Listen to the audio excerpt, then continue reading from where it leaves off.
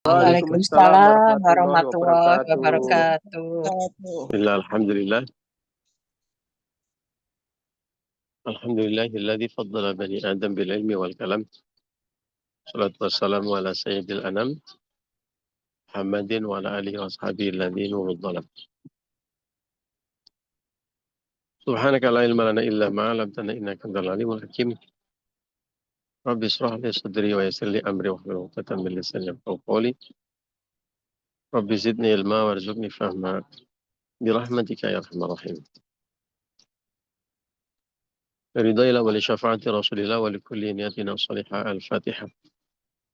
A'udzu billahi minasyaitonir rajim. Bismillahirrahmanirrahim. Alhamdulillahirabbil alamin arrahmanir rahim maliki yaumiddin. Iyyaka na'budu wa iyyaka nasta'in ihdinas siratal mustaqim. Siratal ladzina an'amta 'alaihim ghairil maghdubi 'alaihim waladdallin. Rabbil ighfirli wa liwalidayya wa lijami'il mu'minina amin. Bapak Ibu dan teman-teman rahimakumullah. Alhamdulillah pagi hari ini kita bisa ngaji bersama-sama. Silaturahmi.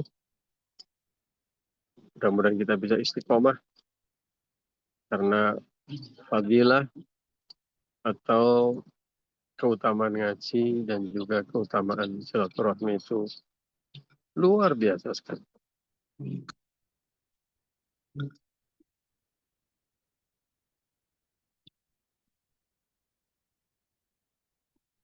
Karena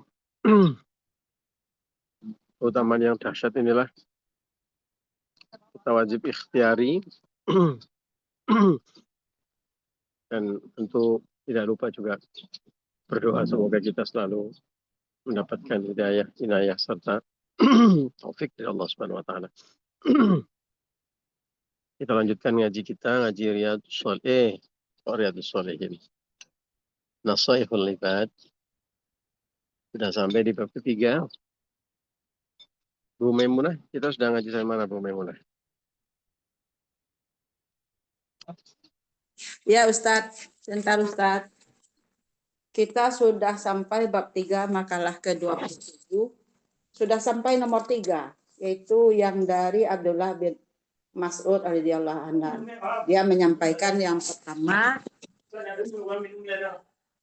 kerjakanlah apa yang dipadukan Allah kepada kalian dengan sempurna, maka kalian akan menjadi manusia yang paling banyak ibadahnya. Yang kedua, dan jauhilah apa-apa yang diharamkan oleh Allah Subhanahu wa taala, maka engkau akan menjadi zuhud.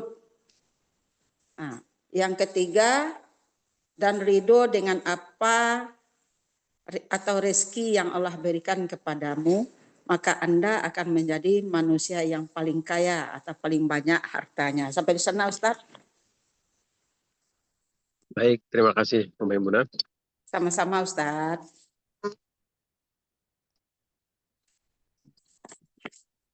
Sudah selesai makalah ke-27.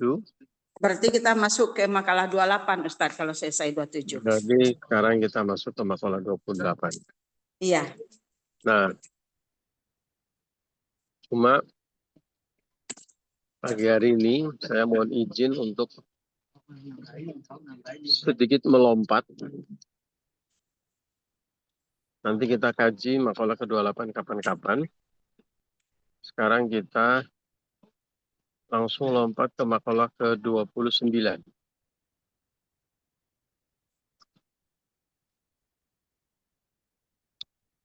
A'udzubillahi minasyaitonirrajim. Bismillahirrahmanirrahim.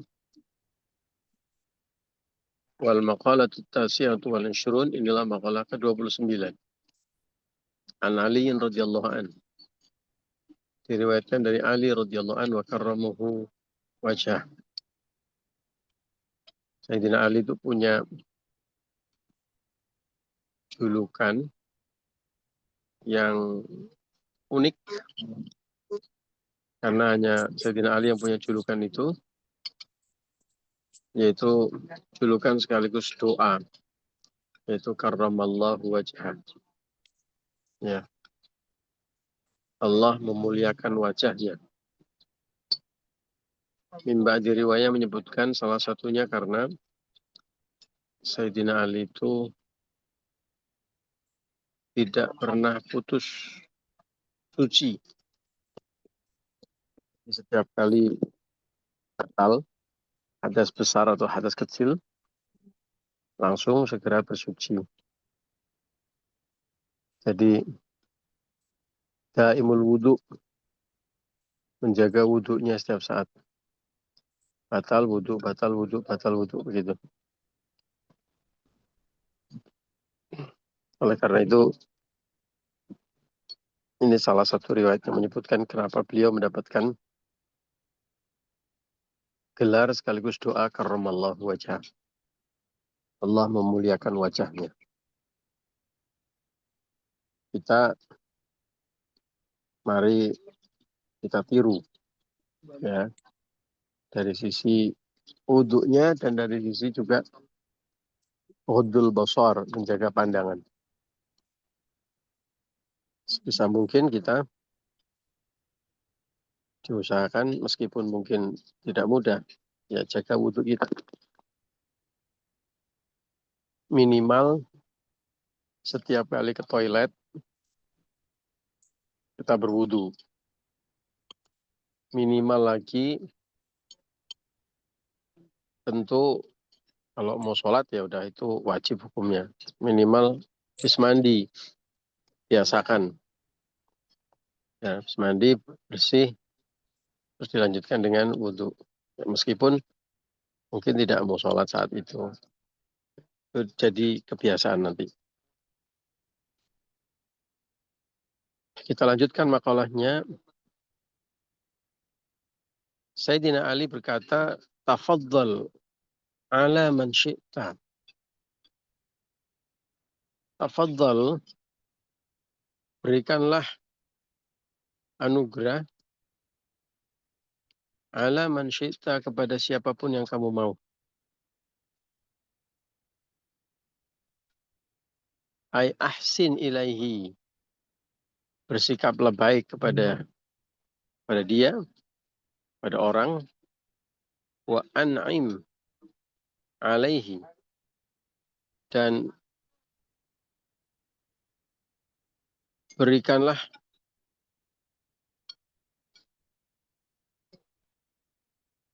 kepada siapapun yang kamu kendaki, berikanlah sesuatu kenikmatan kepada orang yang kita kehendaki. Kalau kita bisa berbuat baik dan memberi kepada seseorang, fa'anta, maka engkau akan menjadi amiruhu, pemimpinnya.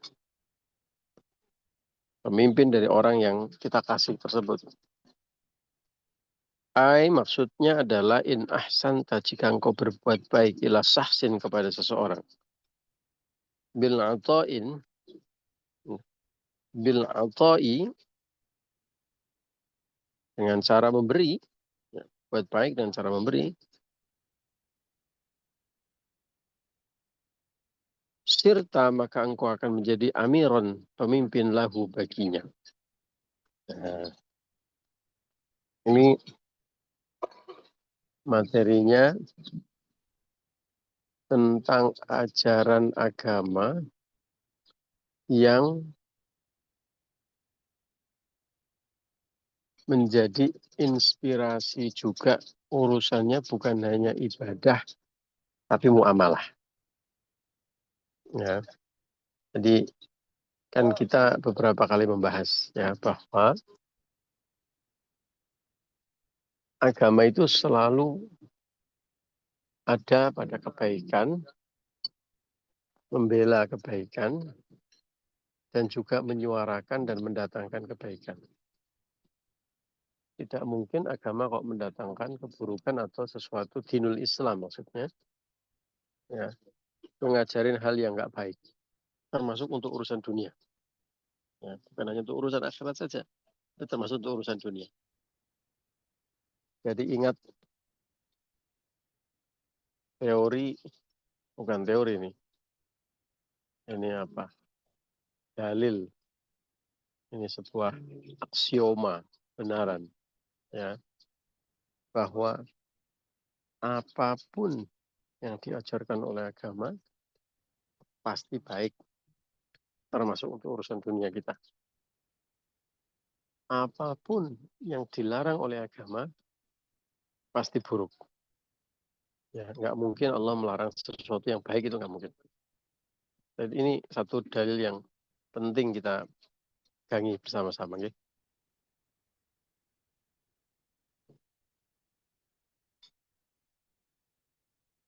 Termasuk yang sedang kita kaji ini. Yang sedang kita kaji ini kan ajaran agama kan. Memberi, berbuat baik. Ini kan ajaran agama kan. Ya. Kita sudah ngaji lah tiap hari. Tidak perlu saya ulangi lagi fadilah atau keutamaan memberi, fadilah atau keutamaan berbuat baik kepada orang. Ya. Termasuk juga dalil-dalil yang memotivasi kita untuk berbuat baik kepada orang lain, yang dampaknya itu tidak hanya untuk pahala akhirat saja, tapi juga mendatangkan kebaikan untuk dunia kita. Di antara dalil itu, diantaranya adalah kalau kita meringankan beban saudara kita, maka Allah akan ringankan beban kita baik di dunia maupun di akhirat.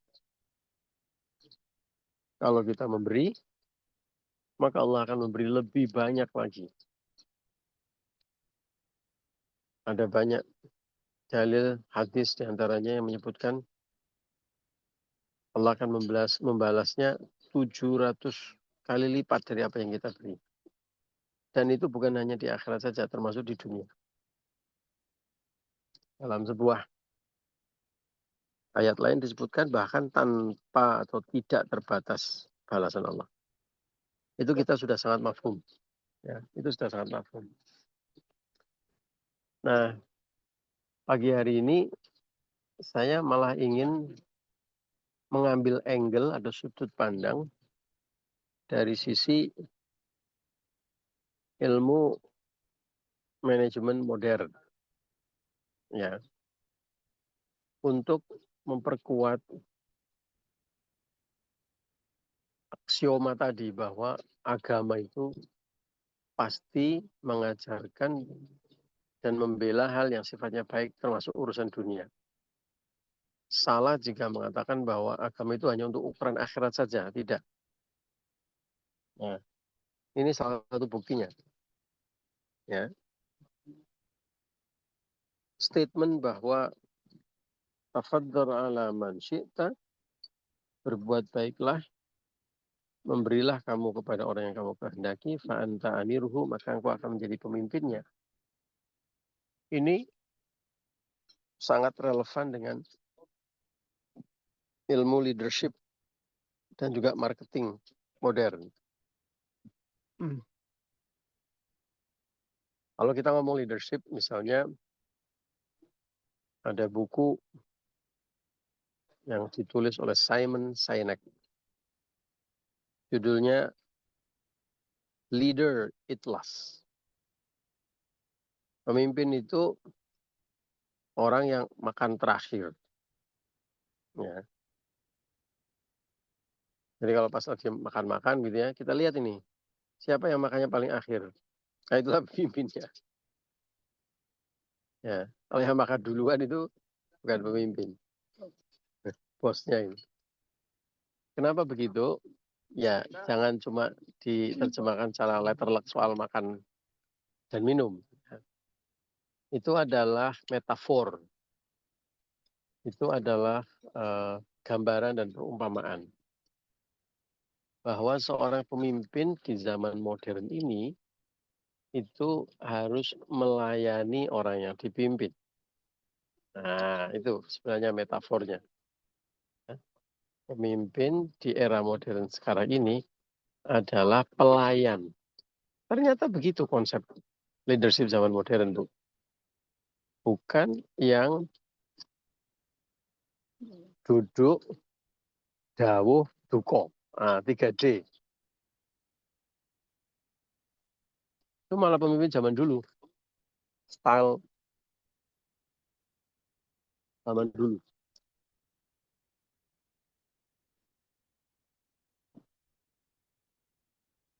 Pemimpin yang maunya cuma duduk, dawuh itu perintah, duko itu marah, itu akan ditinggal oleh konstituennya.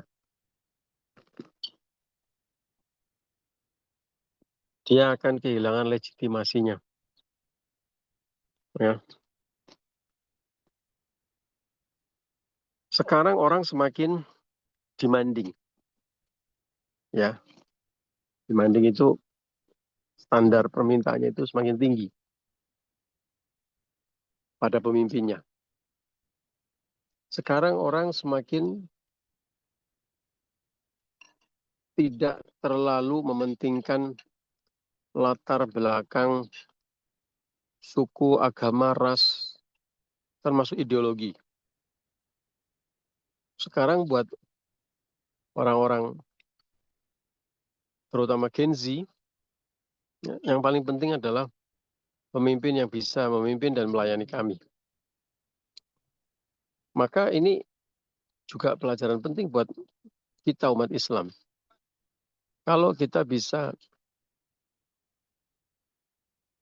mempraktekkan, mengimplementasikan nilai-nilai leadership Islami, ya bukan tidak mungkin nanti akan lahir pemimpin-pemimpin Islam meskipun itu mayoritasnya bukan umat Islam. Ya. Pelajaran penting yang hari ini kita lihat misalnya adalah di London sudah sejak beberapa tahun yang lalu itu mereka punya wali kota Muslim. Di Singapura sudah beberapa tahun yang lalu mereka punya presiden Muslimah perempuan lagi. Beberapa waktu yang lalu New York, ya, tempat yang paling dianggap sebagai paling Amerika, paling kapitalis, paling Zionis, memilih wali kota Muslim. Ya. Kenapa beliau-beliau bisa terpilih? Padahal umat Islam di sana itu tidak banyak, ya bahkan sangat sedikit. Untuk ukuran dibandingkan dengan jumlah penduduk New York, di tengah lobby dan media Yahudi yang sangat kuat. Karena sosok wali kota Muslim ini adalah sosok yang bisa melayani dengan tulus masyarakat dan warganya. Nah, ini membuktikan kebenaran dari makalah ini. Siapapun yang bisa melayani, siapapun yang bisa memberi, siapapun yang bisa berbuat baik kepada orang, maka dia akan dijadikan pemimpin oleh orang yang dilayani tersebut. Maka kalau kita mau kuat legitimasinya, ya harus sebanyak mungkin dan semaksimal mungkin pelayanan kita. Dan teori ini kita bisa bawa dalam semua aspek kehidupan kita, termasuk dalam kehidupan rumah tangga kita.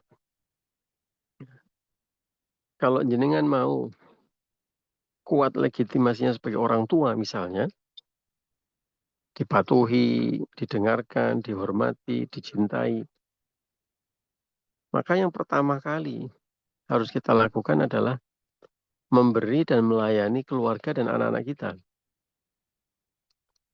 Dan memberi itu bukan hanya urusan material, ya. Memberi itu juga urusan ruhaniyah dalam bentuk doa-doa kita. Memberi itu juga dalam bentuk perhatian.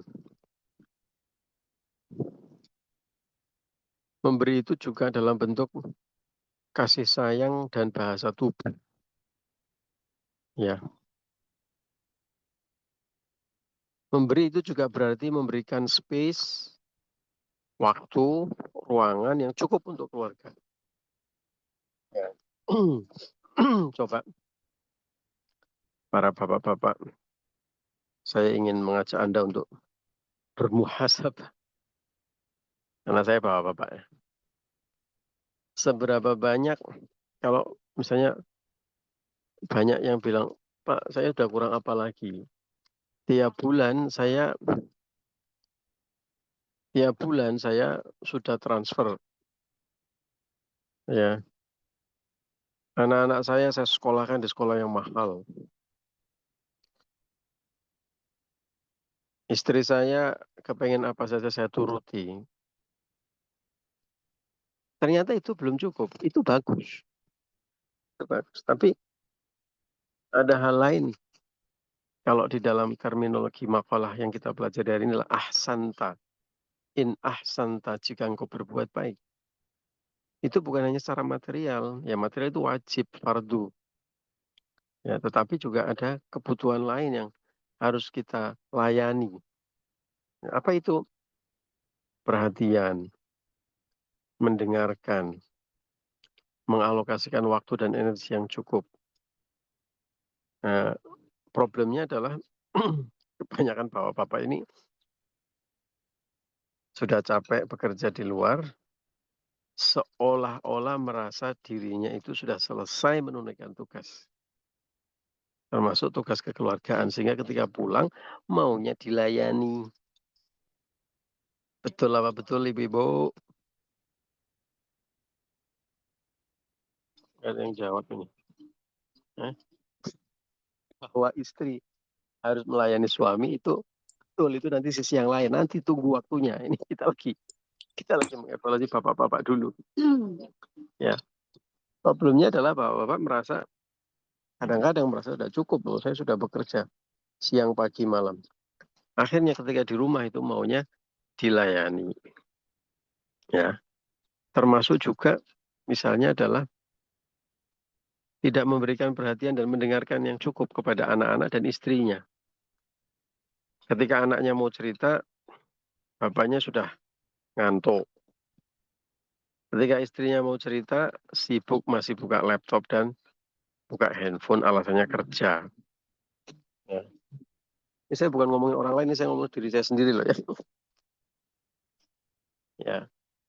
Dari sisi sudut pandang seorang imam, ya seorang kepala keluarga, kita kehilangan momentum, saham kita sebagai seorang pemimpin yang dicintai, ya, dan dipatuhi oleh keluarga. Karena kurangnya perhatian dan kemauan kita untuk mendengar. Sementara ibu-ibu, salah satu kebutuhan paling pentingnya adalah mendengarkan, didengarkan. Ya, salah satu kebutuhan paling penting itu didengarkan. Ya. Ini saya ngaji begini itu disetir oleh Bunda soalnya di belakang saya ini.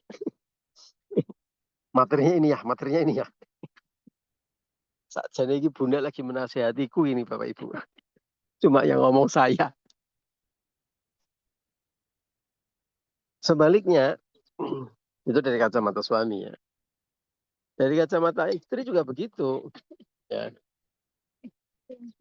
Kalau istri mau punya legitimasi yang kuat sebagai seorang istri dan juga ibu,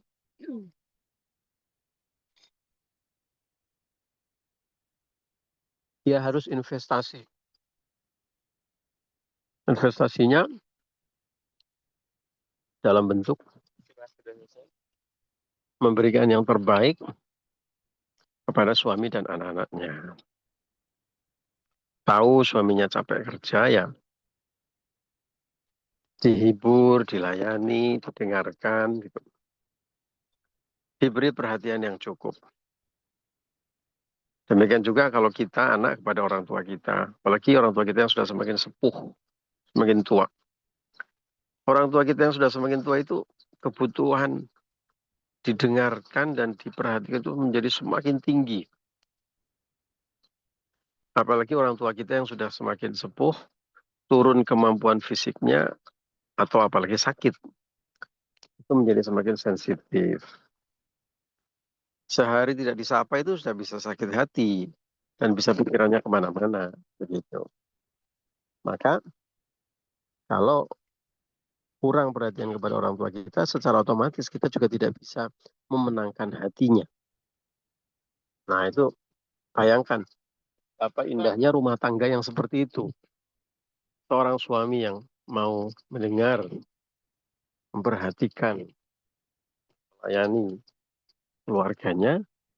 Demikian juga seorang istri, seorang anak yang mau melayani, mendengarkan, memperhatikan suami atau orang tuanya.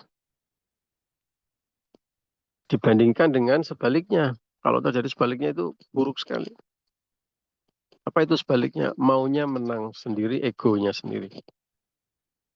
Bapaknya capek, sehingga merasa bahwa dia harus dilayani, diberi perhatian dan sebagainya. Nggak kalah capeknya, jangan lupa. Apa itu memang kerja di kantor, kerja di sawah, kerja di pasar. Tapi istri yang di rumah juga bisa tidak kalah sibuk dan kalah capeknya. Ya, ngurusin anak-anak, ngurusin rumah, macam-macam segala urusan domestik itu juga tidak kalah menyita energinya. Kemudian kalau yang terjadi sebaliknya, suami ego, istrinya juga ego, wah sudah neraka itu rumah tangganya. Nah, itu sekali lagi menunjukkan bahwa ternyata agama ini mengajarkan sesuatu yang relevan dan penting termasuk untuk urusan dunia. Teori ini juga bisa kita bawa dalam urusan pekerjaan kita di kantor. Teori ini juga bisa kita bawa dalam urusan kalau Anda pengusaha, pedagang, bisa kita bawa dalam ranah pekerjaan Anda. Nah, kalau Anda siap memberi kepada customer Anda, memberi apa? Memberi pelayanan yang terbaik, ya, mendengarkan, memberi skema bisnis yang terbaik, maka Anda bisa memenangkan hati mereka. Win their heart. Nah, dan kalau kita sudah bisa memenangkan hati mereka, ya Anda nggak usah minta orderan, nanti pasti dikasih. Akan datang dengan sendirinya. Daripada ngemis-ngemis orderan, tapi Anda tidak bisa melayani mereka dengan baik, nggak mau mendengarkan kesulitan mereka, nggak mau memberikan solusi atas tantangan mereka, ya pasti akan ditinggal. Meskipun Anda ngemis-ngemis minta orderan. Sekali lagi Bapak Ibu, ya makalah yang kita pelajari hari ini membuktikan bahwa agama pasti mengajarkan sesuatu yang baik termasuk untuk urusan dunia kita, kehidupan kita sehari-hari. Sebaliknya apa yang dilarang oleh agama pasti sesuatu yang buruk, bukan hanya untuk urusan akhirat termasuk untuk urusan dunia kita. Demikian ngaji kita pagi hari ini Bapak Ibu dan teman-teman semuanya. Terima kasih untuk kebersamaannya. Mohon maaf atas segala kekurangan dan kekhilafan. Wallahul muwaffiq ila aqwamit thoriq. Assalamualaikum warahmatullahi wabarakatuh.